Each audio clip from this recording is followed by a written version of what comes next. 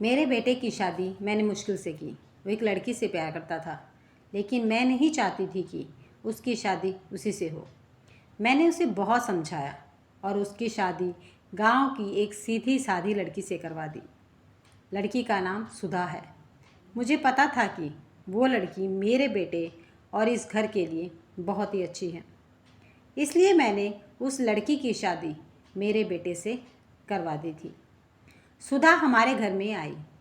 लड़की घरेलू थी, बड़ों का सम्मान और घर का काम करती थी। अभी 10 ही दिन शादी को हुए थे, लेकिन मुझे लगने लगा कि मैंने अपने बेटे की शादी इस लड़की से करवाकर बहुत ही अच्छा किया है। मेरा बेटा राजू भी खुश ही लग रहा था, लेकिन उस रात के बाद मेरी यह सोच बदल गई। एक रात करीब 2 बजे मेरे बेटे के कमरे से चीखने की आवाज़ आने लगी। यह चीखें मेरी बहू की थी। मैंने थोड़ी देर तक सुना, फिर वो चीखना बंद हो गया।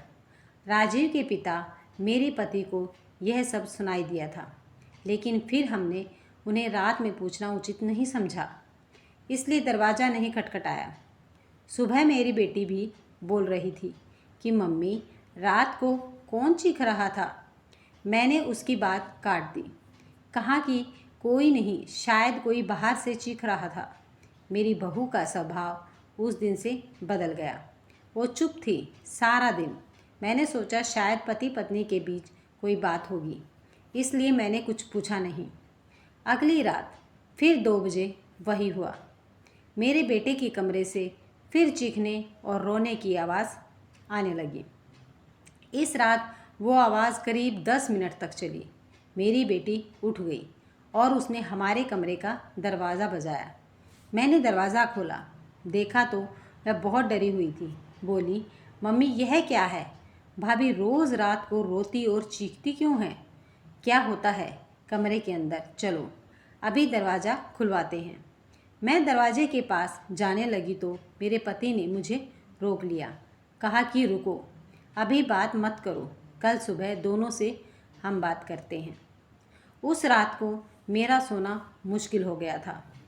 सुबह मेरी बहू जल्दी उठकर घर के काम में लग गई। मैं सुबह अपने बेटे के कमरे में गई। उससे पूछा, क्या बात है, रात को बहू रोती क्यों है? उसका चेहरा पूरा उतरा हुआ था। बोला, कुछ नहीं। उसकी बातों से और आंखों से साफ दिखाई दे रहा था कि वो कुछ छुपा रहा है। उन्होंने भी उससे पूछा, लेकिन वो कुछ नहीं बोलकर घर से बाहर चला गया। मेरी बहू से पूछा, वो कुछ काम कर रही थी। उसको देखकर ही ऐसा लग रहा था कि जैसे रात में ठीक से सोई नहीं है। आंखें साफ बता रही थी।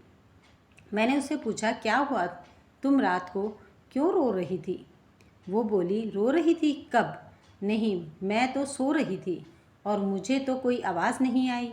आप क्या बात कर रही हैं? उस कमरे में ऐसा क्या हो रहा था? यह बात या तो मेरी बहू जानती थी या बेटा, लेकिन दोनों ही कुछ नहीं बता रहे थे। पर दोनों के चेहरे से साफ पता चल रहा था कि कुछ है जो यह दोनों छिपा रहे हैं, लेकिन क्या? अब जब भी रात आती मुझे नींद ही नहीं आती, क्योंकि आधी रात को फिर वही होता। बहू ज़ोर से चीखती और रोती। मेरे मन में कई सवाल थे। क्या होता है उस कमरे में? फिर एक रात करीब 2 बजे मेरे घर में वो हुआ जो मैंने कभी सोचा ही नहीं था। मेरी बहू रात को कमरे से बाहर आ गई। उसके कपड़े कहीं भी जा रहे थे।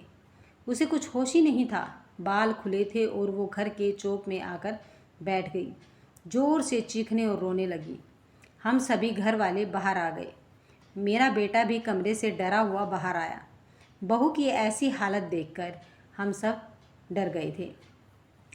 मैंने मेरे बेटे से पूछा कि यह क्या है? वो बोला, बस माँ देख लो, यह रोज़ रात 2 बजे ऐसी ही क्रिया करती है। मैं आप लोगों को क्या बताता। सुबह जब उससे पूछता हूँ तो उसे कुछ याद ही नहीं रहता। बोलती है, मैंने तो कुछ नहीं किया। बहू जब थोड़ी देर बाद शांत हुई तो मेरा बेटा उसे कमरे में ले गया और सुला दिया। मैं सोच रही थी कि यह क्या है। मैंने मेरे बेटे को कहा कि तू उसे उसके घर छोड़कर आना सुबह। मैं उसकी माँ से बात करूँगी।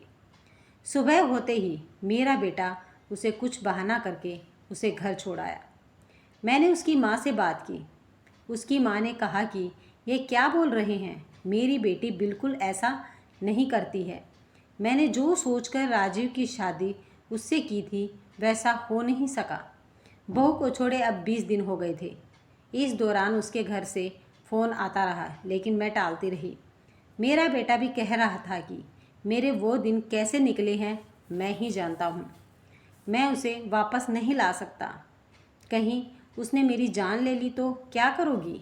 मैंने उस पर फिर ज़्यादा दबाव नहीं डाला, पर मैं अपने आप को कोस रही थी कि मैंने अपने बेटे की शादी उस लड़की से क्यों करवा दी।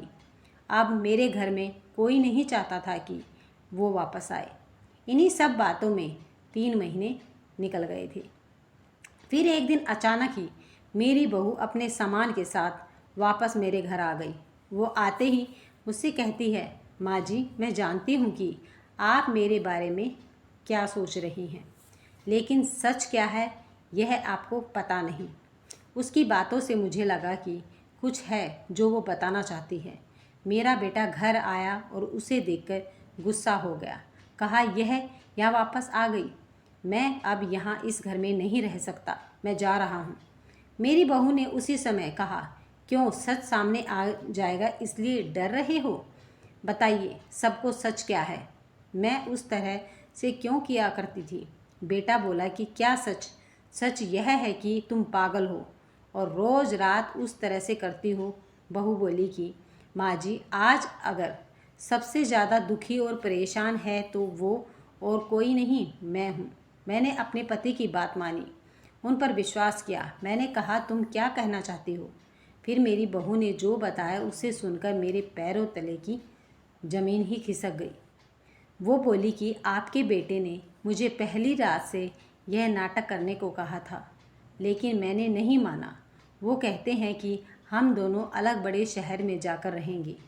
उनको कहा, अगर ऐसे मेरे घर वाले मुझे नहीं छोड़ेंगे, लेकिन तुम इस तरह का नाटक करोगी तो वो डर जाएंगे और फिर हम अलग रहेंगे।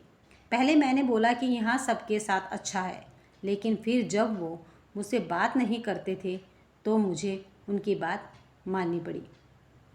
और फिर मैंने जब सब नाटक किया तो इन्होंने मुझे घर छोड़ दिया। मुझे आप सभी की नज़रों में पागल और न जाने क्या साबित कर दिया। उसके बाद मेरा फ़ोन भी नहीं उठा रहे थे। मैं उनका वहाँ मेरे घर इंतज़ार कर रही, लेकिन वो नहीं आए। मैं समझ गई कि उन्होंने मुझे बेवकूफ़ बनाया है, मुझसे झूठ बोला है। यह मुझे अपनी ज़िंदगी से भगाना चाहते थे। मैं इस बात को समझ गई। अब मैं खुद ही इनसे दूर चली जाऊंगी, लेकिन मैं चाहती थी कि सच आप सभी के सामने आ जाए। मुझे बहू की बातों पर पूरा विश्वास हो गया था। मेरा बेटा बोला, तुम्हें इसे रखना है तो रखो। मेरी शादी तुमने उससे नहीं होने दी जिसे मैं चाहता था, और गांव की लड़की से करवा दी। मैं चाहता था कि यह भी यहाँ से चली जाए। तुम परेशान हो, सोचो कि यह मैंने क्या किया। अब भी मैं इसे अपनी पत्नी नहीं मानता। मैंने मेरे बेटे को कहा कि बेटा, तुझे इस घर में रहना है या नहीं, इसका फैसला तू कर ले। मेरी बहू इस घर में ही रहेगी, और जो इसे इसका हक और इज्जत नहीं देगा वो इस घर में नहीं रह सकता। तू इस तरह की साजिश कर सकता है, वो भी सिर्फ अपनी माँ से बदला लेने के लिए।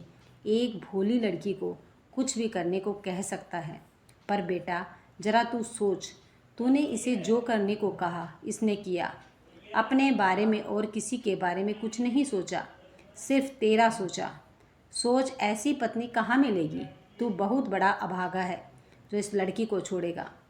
मैं बहुत खुश थी। मैंने अपने बेटे के लिए हीरा चुना था, लेकिन शायद मेरा बेटा ही उसके लायक नहीं था। मैंने मेरी बहू को प्यार से गले से लगाया। मेरा बेटा भी कहीं नहीं गया। थोड़े समय तक ज़रूर नाराज़ रहा, लेकिन मुझे पता था उस लड़की से कोई प्यार किए बिना कैसे रह सकता है। आखिर धीरे धीरे सब ठीक होने लगा था।